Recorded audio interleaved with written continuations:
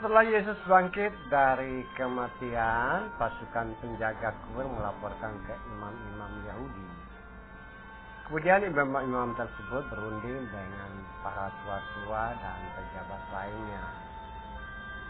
Keputusan mereka adalah memberi sejumlah besar uang kepada para pasukan penjaga kubur.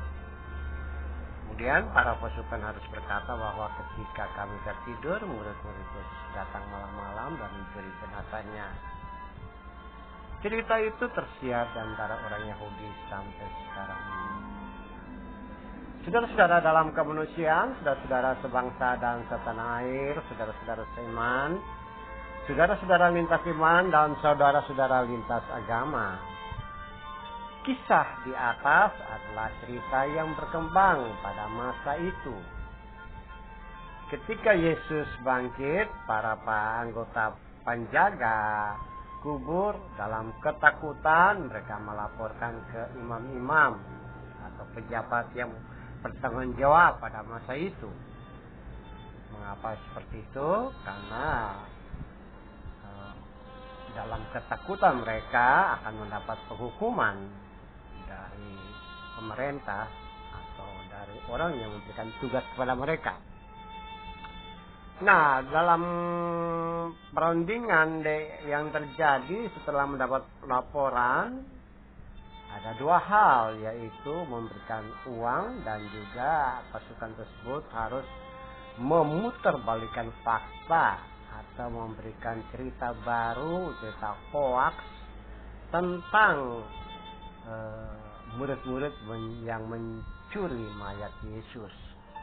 Dan kisah hoax, kisah penyangkalan tersebut tersiar pada masa lalu hingga surat atau Injil Matius ini ditulis.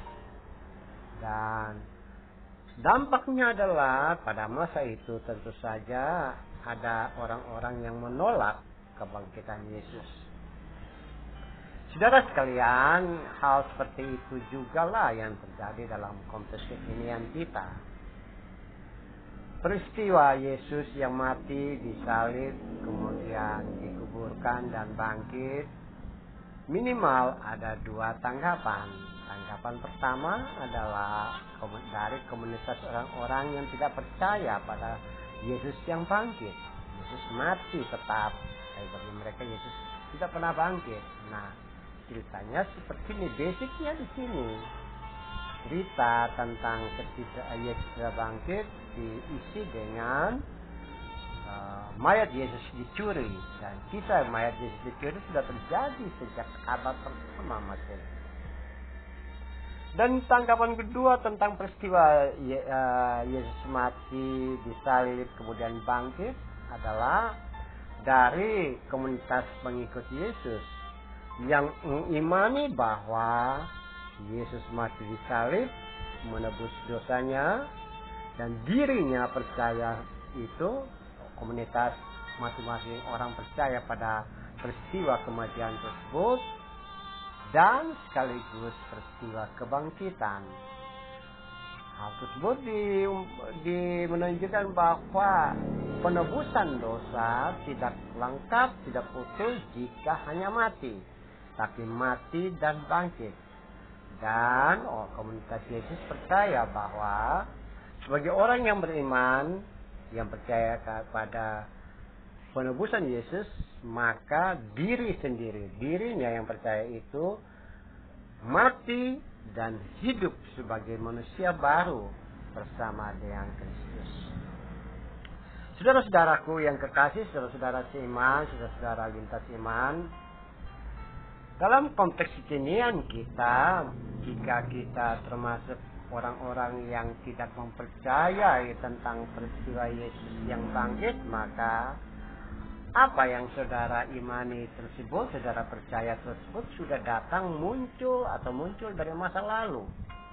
Kisah tentang jenazah Yesus dicuri tersebut merupakan hasil dari permufakatan antara imam-imam pada masa itu, tua-tua agama, untuk menutupi fakta kebangkitan, untuk menutupi peristiwa kebangkitan dengan eh, orasi dan narasi ketidakbenaran, palsu, dan dalam bahasa kekinian yaitu hoax. Mereka membayar orang supaya bercerita tentang Yesus yang tidak bangkit, tapi mayat Yesus yang dicuri oleh murid-muridnya. Saudara-saudara, bukankah dalam konteks kekinian kita pada masa kini, kita juga lihat bahwa banyak sekali orang seperti pasukan-pasukan itu. Dia menutupi hati nurani, kejujuran hati nuraninya dengan sejumlah uang, asal ya, dengan tujuan bahwa tidak membuka, menceritakan kebenaran itu. Kebenaran tentang kebangkitan Yesus dibayar untuk ditutupin, dan itu berlangsung terus menerus. Jangan sampai hal yang mirip-mirip seperti itu terjadi dalam diri kita sebagai orang percaya, bagi umat milik Tuhan. Kita menjadi saksi tentang fakta kebenaran, kita memegang data yang benar, kita mempunyai banyak hal dalam untuk mengungkapkan sesuatu, untuk sesuatu perkara atau peristiwa. Ya, kita memiliki itu semua, data, fakta, saksi mata, apa-apa kita bisa. Tapi karena kita tidak berani mengungkapkan kebenaran itu tersebut, atau kita mau agar kebenaran yang kita ungkapkan itu bisa saja mencelakakan atau menghukum orang lain, maka kita bisa menutup itu, menutup kebenaran, menutup fakta dan data itu, tapi dibayar. Nah, ini dia yang sampai terjadi dalam hidup dan kehidupan kita. Mari saudara-saudaraku, kita menjadi orang-orang yang mengungkapkan kebenaran, fakta, saksi mata yang baik, yang benar, karena tanggung jawab untuk semuanya itu di hadapan Tuhan. Kita berbicara dengan hati nurani kita yang jujur untuk mengungkapkan segala sesuatu yang baik, benar, untuk kesejahteraan umat manusia dan juga untuk perdamaian diri sendiri dan sesama dan dengan Tuhan. Selamat Paskah, selamat untuk bertindak dan berkata jujur tentang hidup dan kehidupan. Amin.